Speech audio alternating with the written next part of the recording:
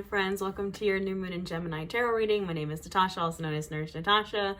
If you're new here, welcome. If you're old here, welcome back. I do readings for every new moon and full moon, as well as yoga classes for every new moon and full moon. So if you'd like to do some yoga as part of your ritual, those are available too on my channel for free. I'll put the link in the description box. Yeah, here's my new nails. Got some new nails. It's always good. I have my assistant Fozzie Bear here with me. Yeah, we're going to tap in and see what the vibes of this new moon in Gemini are. So the decks that I'm using, this is the Way Home Tarot. This is my favorite deck of all time. And then for oracle clarification, I'm using postcards from Liminal Space. This deck is not available anymore, but I love it so much. And look who's lurking at the bottom. The enemy of intuition is self-doubt. The enemy of intuition is self-doubt, my friends. Ain't that the truth? We have the new moon in Gemini on May 30th. We are currently in Mercury retrograde. This Mercury retrograde has been both in Gemini and in Taurus. Yeah, Mercury retrograde has been retrograding. I don't know if you guys have felt it. I've definitely felt it. It's been heavy in the communication, technological issues, transportation issues. X is coming back. I've never had that happen before in a Mercury retrograde until now with the X coming back. And I broke the cycle. I said, not today. I blocked him, deleted him, move on. That's what you should be doing. This new moon in Gemini. So if you watched my full moon, the blood moon reading, with eclipses are portals that place us where we need to be, whether we like it or not. And we've been in this portal in this eclipse season. This is the end. So this new moon kind of signifies the end of eclipse season. We're coming out of it, and we've gone through this portal, and now we're placed somewhere new, a new beginning in front of a new portal, in front of a new path. The vibe that keeps coming up for me is a breath of fresh air. If you watch my yoga class, it's like we can finally kind of like calm down, release after this eclipse retrograde season that's thrown us for a doozy. We can just kind of be like have a breath of fresh air, start somewhere new. But it's only if you close that old portal. If you keep that old portal open, it's going to keep sucking you back in. It's going to keep reeling you back in. It's going to be like a black hole instead of a portal that transported us where we need to be and it closed. If you keep that portal open, it's going to continue to suck you in, and you're not going to be able to start on that new portal. So that is the vibe. Gemini rules in tarot the Lover's card. It is all about that duality, that dual nature.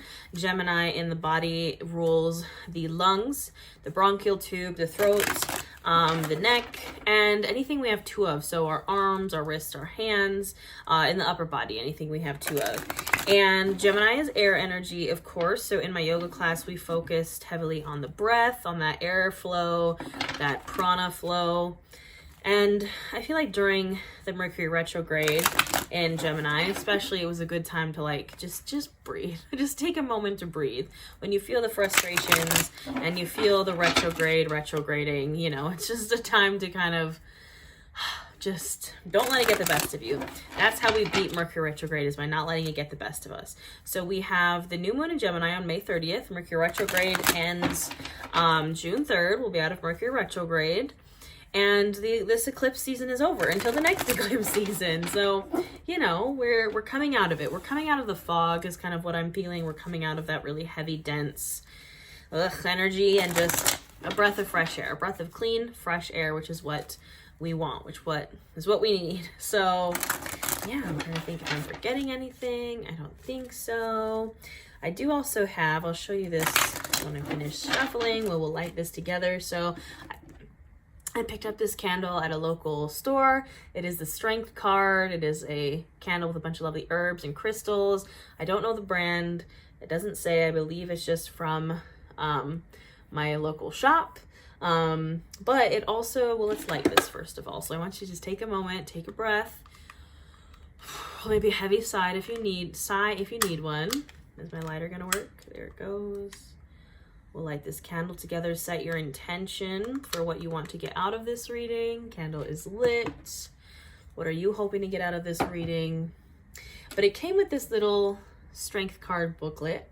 And the Strength card is a card of Leo. I'm a Leo moon. That's kind of why I bought it. But this is what it says inside this booklet. It's just like a little one pager. Your light and lust and might and energy remain fully within your grasp.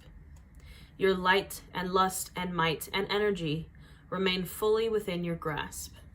And I feel like we might have felt like our light and our lust and our might and our energy kind of got away from us during this Mercury retrograde season, during this eclipse season, but it is fully within your grasp. You can take it back. You can take back kind of that control, and we can, we can move forward. We can start on this new portal. So that candle is lit, and let's see who comes up. So just take a moment to breathe. Send your intention to me, whatever you're hoping to get out of this reading. I do readings for the collective, so if you're here, welcome. You're part of the collective. I set the intention that whoever needs to hear this finds it, and here you are.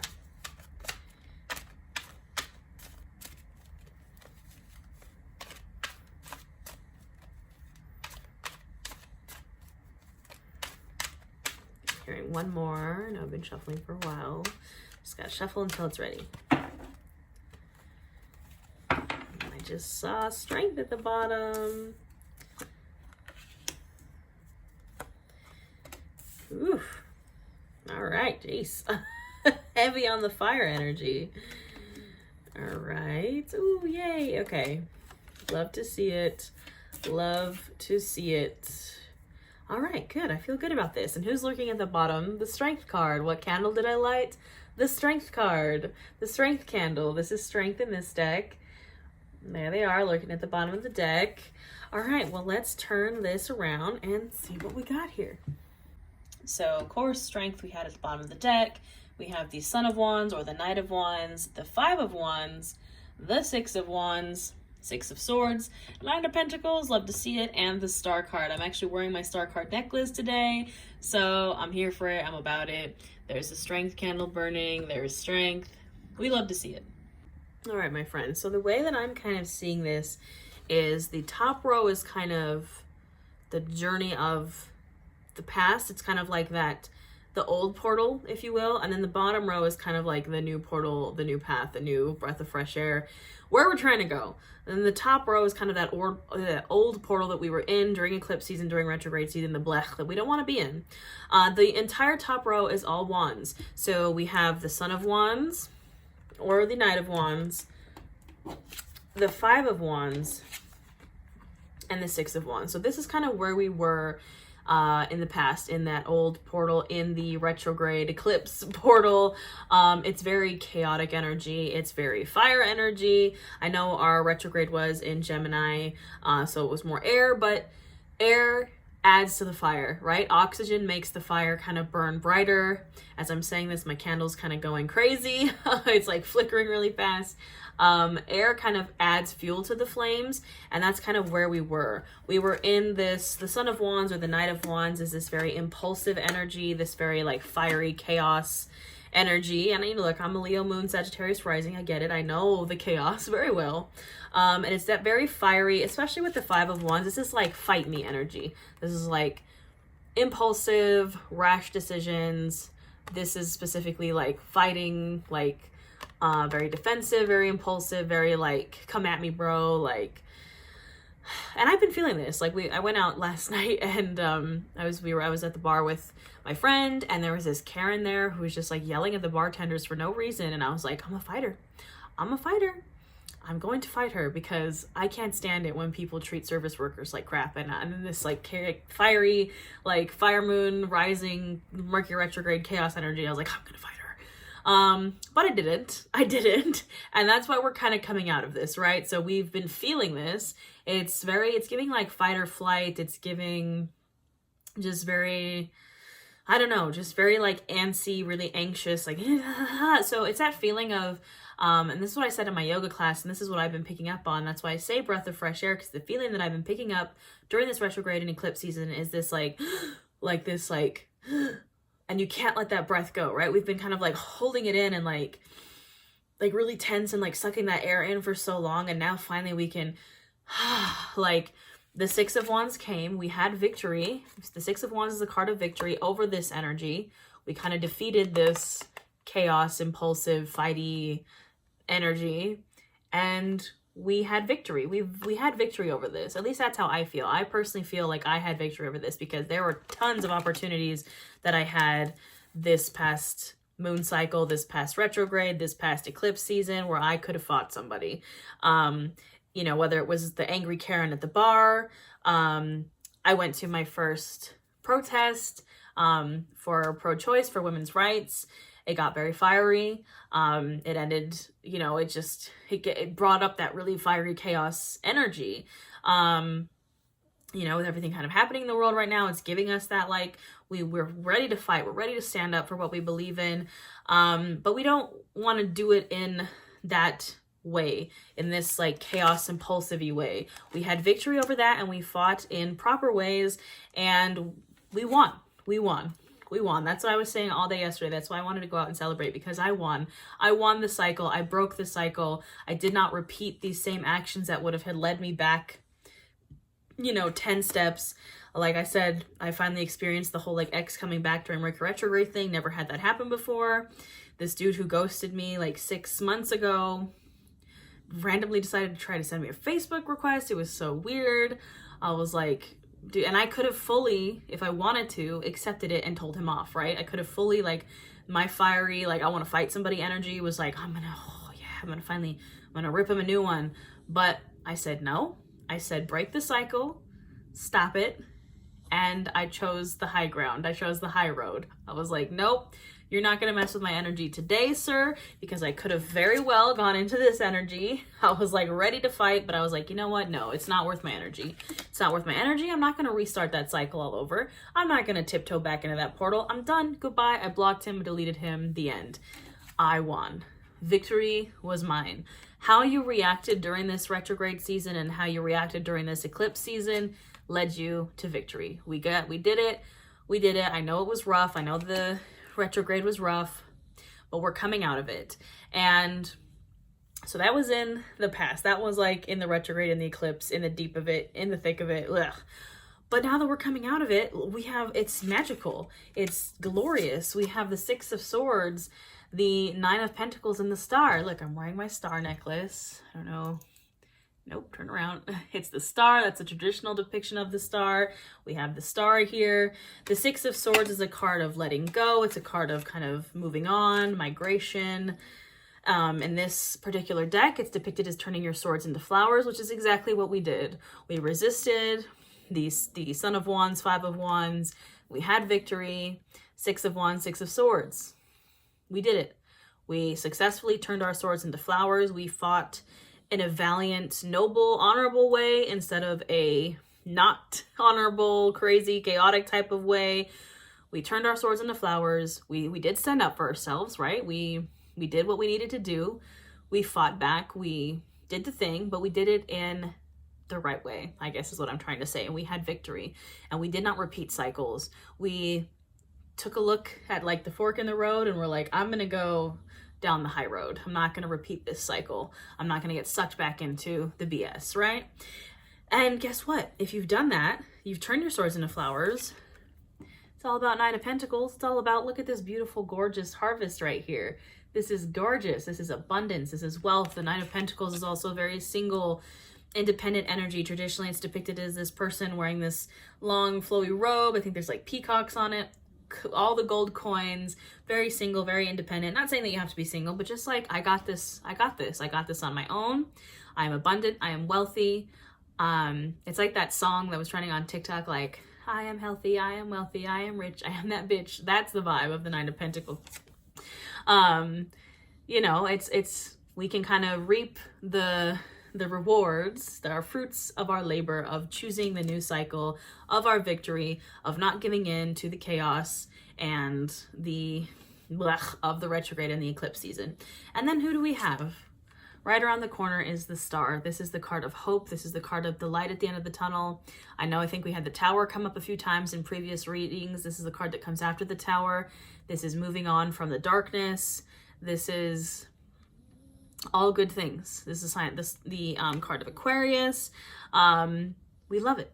We love to see it. This is one of my favorite cards, probably besides the Sun. This is like a very happy, abundant, warm card. It can also mean following your star, your North Star, your guiding star, really aligned with your favorite highest self. And then, like I said, at the bottom of the deck, we have the Strength card, which is the candle that I have lit. The Strength card is staying strong through all of this. You stayed strong through all the retrograde, through all the eclipse nonsense. You stayed strong, the mental, emotional strength, not just physical. That's what strength is all about. Taming the beast inside. You can kind of see, let me get this candle. So this is the traditional depiction of the Strength card. It is the card of Leo, of course. There's a lion on it. Kind of taming that lion, taming the beast inside, staying strong, you know, doing the dang thing. We did it. And who's right behind the Strength is the Chariot. The Chariot is the card of rapid forward movement. Also the card of Cancer. It is just, you know, when salmon, it's depicted here as like when salmon swim to go to their mating season or whatever. It's fast, it's rapid, you're going towards good things, you're moving forward, they're swimming upstream. It doesn't, I'm not saying it's going to be easy, but you are moving forward and you're moving up, and it's going to be awesome. So I love it. We love this energy. Now let's see what our oracle cards have to say to clarify this. It's a good reading. I like it. We're moving on. We're getting our harvest. We're moving towards the star. We had victory. We're not giving in to the BS anymore. Honestly, couldn't be better. Couldn't be better. All right. Yes. Yes. That's the card that came up in my live reading the other night. All right. I mean, it's a little scary. I think the oracle cards are kind of warning us a little bit to make sure we stay on the right path, but let's flip it around and talk about it. So we have what you love loves you back. I love this card. Be careful signing contracts. The ever reminder of Mercury retrograde. The dark night of the soul. Oh no, but look who it's on top of. It's on top of victory and the star. We are coming out of the dark night of the soul, my friends. And then the last two cards I pulled, my favorite, Be Your Own Daddy and Magic. Magic is either everything or it is nothing. So let's talk about it.